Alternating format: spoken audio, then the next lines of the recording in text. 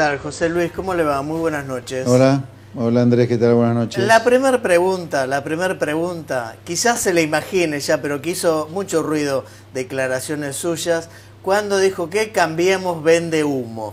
¿Por qué dijo eso? Bueno, a veces ustedes los periodistas sacan las cosas, no de contexto, pero es un recorte muy particular. Claro, fue el título y digo, vamos a preguntarle. Eso venía a la luz de, claro, yo venía hablando 15 minutos y agarraron ese cachito. No, yo eso lo que dije, lo dije referido a que cambiemos demasiado rápido después de que Argentina había evitado la crisis a la cual iba con el gobierno kirchnerista y seguramente hubiera ido con Scioli también, demasiado rápido. Empezó a decir que la inflación iba a bajar y que se avecinaba un segundo semestre o una recuperación de la actividad económica muy rápida. En ese sentido yo dije que se vendió demasiado humo. Yo hubiera hecho una cosa completamente diferente en cuanto a la estrategia comunicacional. En lugar de empezar a hablar tan rápido de una baja de la inflación, allá apenas había devaluado incluso, de una recuperación tan rápida de la actividad, hubiera hecho mucho más bombo con el hecho de que Argentina había evitado una crisis y que se heredaba una situación extremadamente complicada como la que estamos viviendo, y no prometer nada. Yo hubiera sido mucho más prudente en las promesas y mucho más realistas en cuanto a que se estaba heredando una situación extremadamente complicada que iba a traer, como va a ocurrir, una inflación que este año va a estar cerca de 40 o arriba de 40, bien medida, diciembre de 2016 contra diciembre de 2015, una actividad económica que caerá 1,5-2% en el año, y bueno, veremos qué pasa en este segundo semestre, porque los datos que yo le di recién, de 40% de inflación, altísimo, y caída de 1,5-2%, es todo en el año, pero el año, en la expectativa del gobierno, va a estar partido en dos, un primer semestre y el famoso y bendito segundo semestre.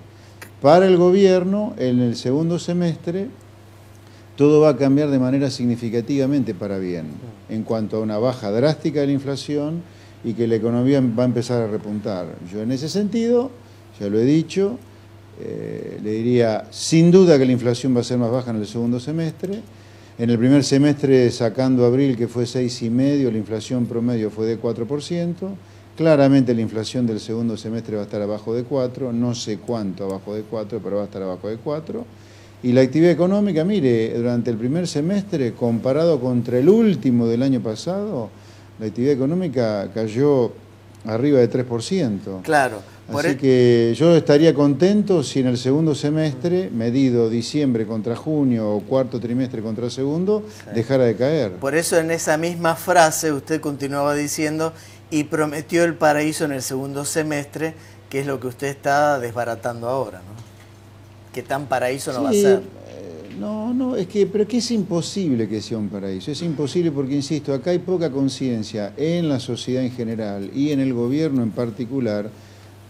Cosa increíble, porque el gobierno es el que debería tener conciencia de lo que heredó. Si no la tienen o la niegan, no sé qué es lo que pasa, de que es imposible que uno encuentre el paraíso a los 6 meses de haber evitado una crisis que hubiera tenido una magnitud muy grande. Cuidado, la magnitud de la crisis que se avecinaba o que estuvo dando vuelta a fin del año pasado hubiera sido una crisis muy parecida a alguna de las que ya tuvimos en el pasado, como un Rodrigazo, como Martínez Dios, etcétera. Así que yo lo que digo es, mire, gobierno, por un lado, sean serios, no prometan que todo mejora tan rápidamente cuando no es así, todo es mucho más peleado y más duro de lo que es. Y por otro lado, estratégicamente tampoco les conviene andar prometiendo tanto, porque aunque se diera, después de todo le van a decir, bueno, se cumplió lo que dijeron. Sería mejor dar una buena noticia que sea una sorpresa y no que a lo mejor no se cumple lo bueno que prometieron. Claro. ¿No? José Luis, ¿qué tal? ¿Cómo le va? Soy Emiliano Jiménez, buenas noches. Quería preguntarle acerca de esto que usted mencionaba recién, ¿no? Tomarme de una frase, no sacarlo de contexto, sino tomarme de una frase. Usted dijo recién, el gobierno evitó una crisis que hubiese sido de un tamaño incalculable. Ahora digo, ¿cómo lo hizo? Porque si hablamos en términos fiscales, el gobierno está casi igual o más alto en términos de déficit de lo que puede llegar de lo que fue el 2015. Y después realmente la inflación subió, la moneda se devaluó, los puestos de trabajo se pierden todos los días. Digo, ¿la evitó la crisis? Y si la evitó, ¿cómo la hizo según su punto de vista? Bueno, a ver, El PBI está cayendo este año entre 1,5 y 2%. Si esto hubiera terminado en una crisis, la caída podría haber sido del doble o del triple. Sí. La devaluación, en lugar de ser del 50% en el medio de una crisis, el dólar hubiera multiplicado por 100, digamos, ha subido 100%, 150 o 200%. Recordemos, por ejemplo, para no ir tan lejos en la historia, hacia atrás, que en el 2002 el dólar aumentó 300%, se multiplicó por 4. Sí. O sea, las crisis son esas. En ese sentido, esto no fue una crisis. Ahora, si usted me pregunta, a ver, he definido entonces lo que yo creo que es una crisis, remontándome hacia atrás. Segunda reflexión. De la manera que hemos salido, usted tocó el tema fiscal, yo creo que con una situación fiscal así, en el mejor de los casos tiraremos algunos años, pero haciendo más déficit fiscal que durante la etapa kirchnerista, no me parece que sea la solución. Ahora, lo que pasa es que lamentablemente acá, entre la sociedad que no lo entiende y el gobierno cobarde, fiscalmente al que siempre aprietan es al pobre tipo de a pie que está en blanco. Ahora, José, ¿qué dicen los libros con respecto al tema fiscal? ¿El déficit desciende una vez que uno achica los egresos o aumenta los ingresos? Bueno, a ver, hablemos de realidad, además que de teoría. En Argentina, la gente que está en blanco es una virtual esclava del sistema impositivo en Argentina. La mitad del año la trabaja solo para pagar impuestos. Esto es inaudito, inaudito. Es una cosa que en pocos países en el mundo, y desde ya en ninguno de ingresos medios como el nuestro, la gente que está en blanco, y cuando yo digo la gente que está en blanco, no estoy hablando del sexo de Los Ángeles, estoy hablando de ustedes, de mí, de los muchachos que están acá detrás de cámara, que es gente que está en blanco, a la cual, aunque no se den cuenta, la exprimen pagando impuestos, porque pagamos impuestos cuando compramos nafta, cuando compramos alimentos, cuando compramos la luz, el gas, la electricidad. De esos nadie se acuerda. Y ojo que somos 10 millones de personas en Argentina los activos que estamos en blanco. ¿A eso usted Sin llama, embargo, no hay nadie que nos defienda. ¿A eso usted llama esclavitud impositiva? Sí, claro, sin duda. Es inaudito eso. Ahora, más allá de en qué se gasta, esa es otra discusión, ¿no? Pero la primera discusión que los que estamos en blanco, que somos 10 millones de personas, deberíamos dar, es que no es posible sostener esta presión impositiva. ¿Con qué argumento el político no me baja el gasto público haciendo lo que tenga que hacer, pero sí a los que están en blanco se los somete a esta situación, que no solo es esclavitud impositiva, no llegar a fin de mes directamente? Sí, claro. José Luis Verónica Recia lo saluda. Recién hablábamos, ¿no?, de las estimaciones del Fondo Monetario Internacional, que calcula una recesión para nuestro país del 1,5% para este año, y todavía le, digamos, sugiere al gobierno de Mauricio Macri que debería estimular el consumo y bajar las tasas de interés, y puso su foco en las metas fiscales. Ahora, ¿cómo va a activarse el consumo con esta recesión que estamos viviendo? Y las tasas de interés, ya sabemos que en el caso de las LEVAC, por ejemplo, quedaron en un 30,5%. Mire, yo no descartaría que una vez que se terminen de cerrar las paritarias y con algo de la baja de tasa de inflación, los salarios o crezcan algo con respecto a los salarios de hoy o caigan menos de lo que han estado cayendo en esta primera parte del año. Además, tengamos en cuenta que el gobierno ya empezó a aumentar fuerte el gasto público en obra pública, se viene el blanqueo para financiar parte del aumento a jubilados, se viene el aumento a jubilados durante el año 2017, así que yo le diría, hay muchas chances de que la economía empiece a desempeorar o a mejorar un poco, como se lo quiera ver. ¿Las inversiones de las que tanto se ha hablado, está la Argentina, digamos, es apetecible para los inversores extranjeros que vengan a nuestro país, toda esa lluvia de dólares que esperábamos con un poco de ansiedad? La lluvia de dólares la vienen prometiendo desde nuestro querido Néstor Kirchner allá por el 2004, que iban a venir 20.000 millones de dólares chinos, ¿recuerdan ustedes? Sí. Bueno, desde esa época, cada uno que está sentado en el sillón de Rivadavia promete 20, 25.000 millones de dólares. Parece que tienen un TOC con el número ese. No, eso no va a venir mañana.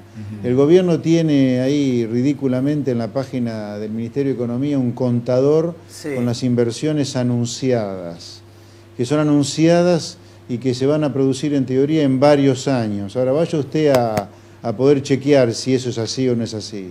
Y más le diría, ya que el gobierno tiene un contador sobre las inversiones anunciadas que nadie puede controlar si es así o no, ¿por qué no ponen un contador también de la velocidad a la cual está creciendo la deuda pública para financiar la fiesta de gasto público que está haciendo? Deuda pública que a la larga son impuestos, porque no hay magia con la deuda pública. Sí. A propósito del gasto público, José, usted dijo en una entrevista que dio hace unas semanas, unos meses aquí en Canal 26 con Andrés y con Verónica, que un ajuste de shock tiene un fuerte efecto a posteriori dinamizador de la economía. ¿Hay algún antecedente al respecto? ¿Nos puede ampliar un poco más en esto? Porque uno piensa generalmente a la palabra ajuste le tiene un temor que provoca, digamos, más crisis, ¿no? Usted dice lo contrario.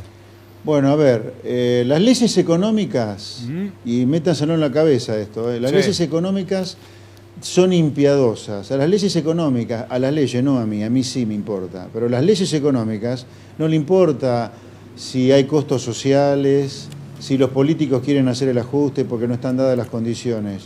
Cuando las leyes económicas se cumplen, se cumplen. A ver, si usted, por ejemplo, durante tantos años con el kirchnerismo rifó la energía, un día se va a quedar sin energía y ese día la energía va a ser cara.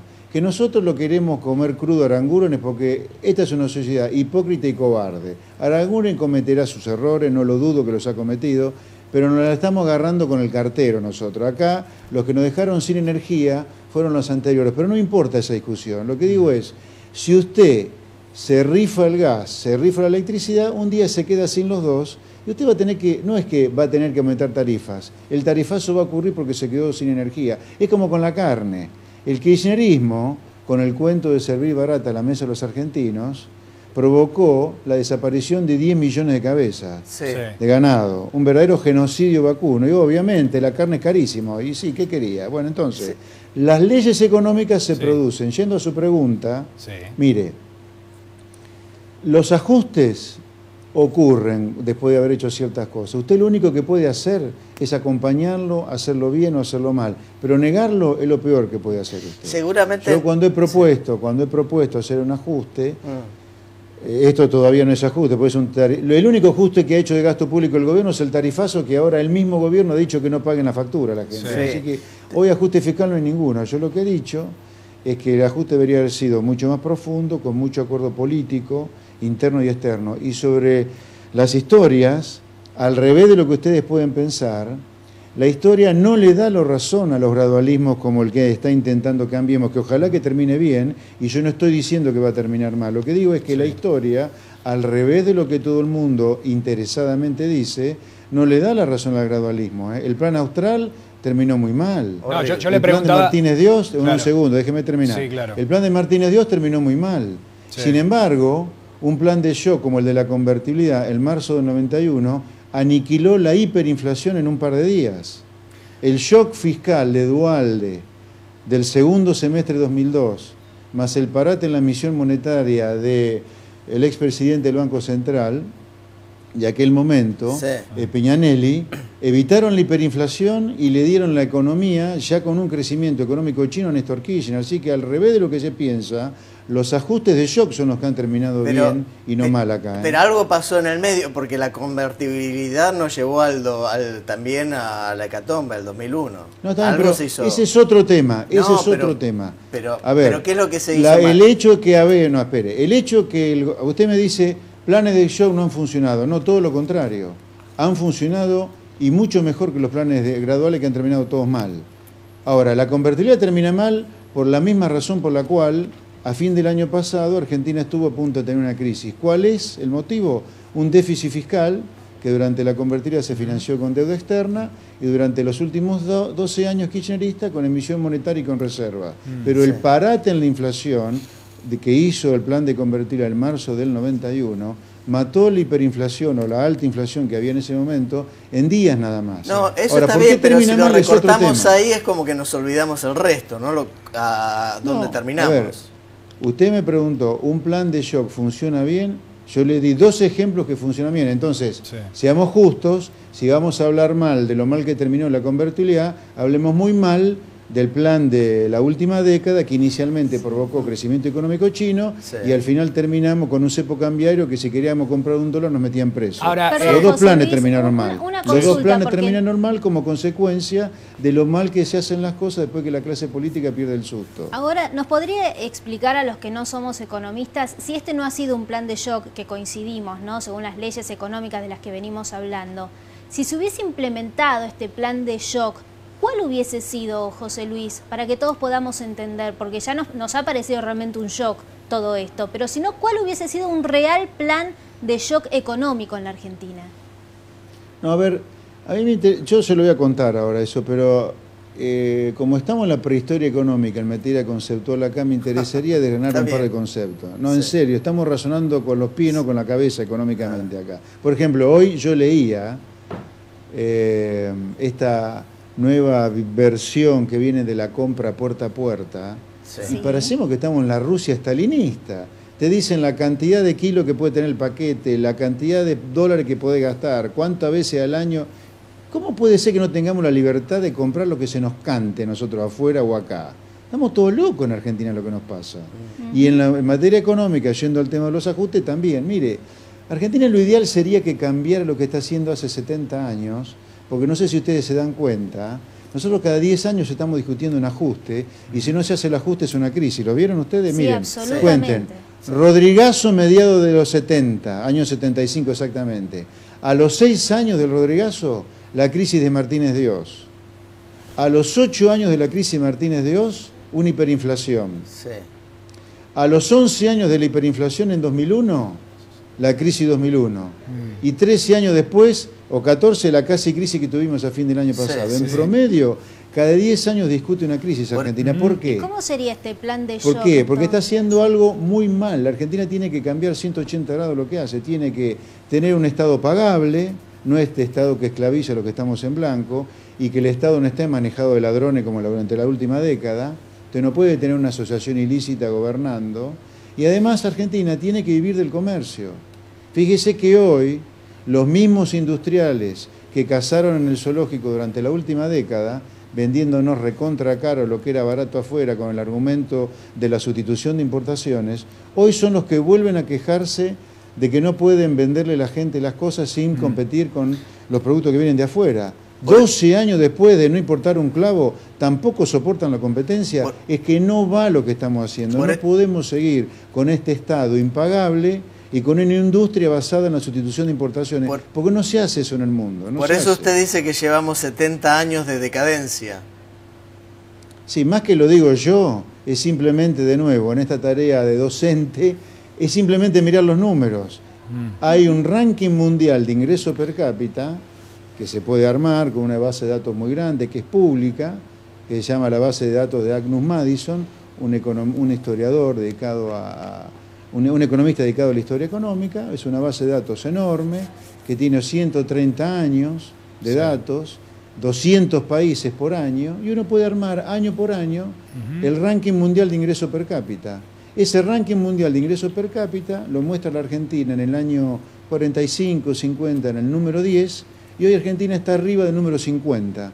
Cayó 40 puestos en 70 años, 70 puestos que los cayó en realidad concentrados particularmente en los últimos 40, que fue donde yo les contaba recién que Argentina no paró de tener crisis. Rodrigazo, Martínez de Oz, el Plan Austral y el 2001-2002. Eso demuestra que Argentina está haciendo algo mal, visceralmente, no que se equivoca porque ajusta tarifas un poco, está haciendo algo mal. Es como si yo le pusiera a Messi a jugar al rugby de Pilar de los Pumas en lugar de jugar de 10 en Barcelona o en la selección. No tiene nada que ver lo que estamos haciendo. Nosotros somos un país que le puede vender todo al mundo y sin embargo no estamos cuidando los paragüitas de Taiwán. Es ridículo lo que estamos haciendo. José Luis, yo no sé si deben ser las leyes de la economía, pero hay dos conceptos de los últimos tiempos que me hacen mucho ruido. No solamente usted, sino una cantidad de economistas importantes le auguraban a la Argentina, si no cambiaba un poco. ¿Y yo le hago ruido? No usted, digo, el concepto que le voy a comentar me hace ruido porque deben ser las leyes de la economía, pero yo no lo entiendo y por eso acudimos a su sabiduría. A ver. No soy ningún sabio. No, a su especialidad, lo digo con todo respeto. Sabios son los premios Nobel. Perfecto. No, le digo, muchos economistas señalan que la Argentina tenía que hacer una corrección porque si no venía una suerte de apocalipsis o una crisis del tamaño del que usted hablaba.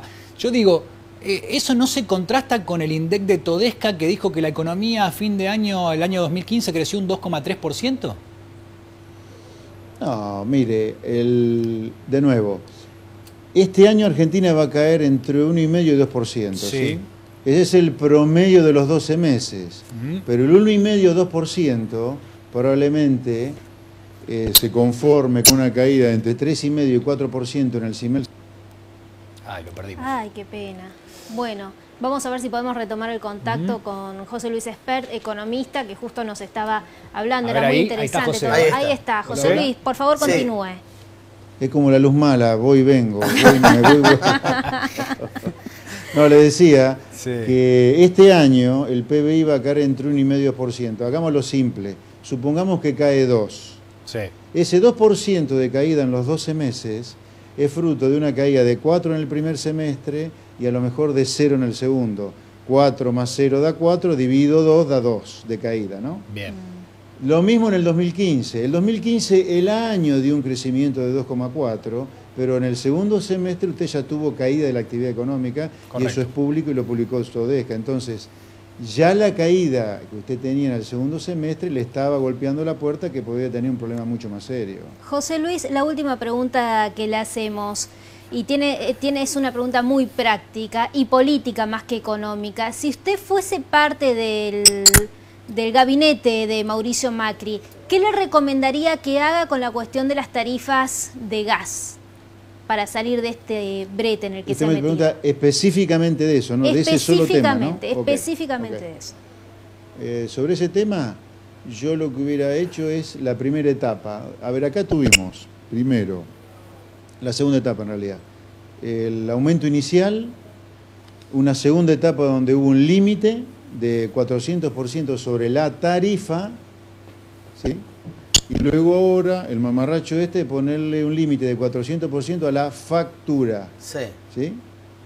Bueno, en esta explosión que han tenido las facturas, y ahí está el problema de comunicación serio del gobierno, se mezclan dos cosas: el aumento de la tarifa y una explosión en el consumo de gas fruto del invierno que hemos tenido.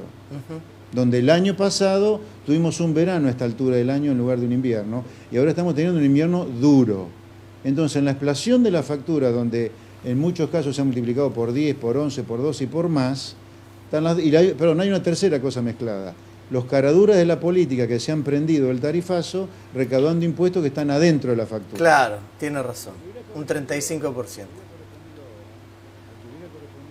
Los caraduras de la política que recibieron un aumento de la recaudación durante la última década de 26 veces, mucho más que el tarifazo, mucho más que el aumento del dólar, mucho más que el aumento de precio, eliminaran todos esos impuestos para que el tarifazo fuera más bajo. Yo lo que hubiera hecho es el ajuste inicial, y aquel que no lo pudiera pagar, establecer un plan de financiamiento. Pero esto de ponerle un tope a la factura es un disparate absoluto, porque es un incentivo al mal uso en el gas y en la electricidad fenomenal. José Luis Espert, muchísimas gracias, y además gracias también por hablar de los impuestos que están dentro de la factura, que muchas veces ni siquiera los supuestos especialistas en consumo meten el dedo ahí, porque ahí también le están aplicando ese tarifazo.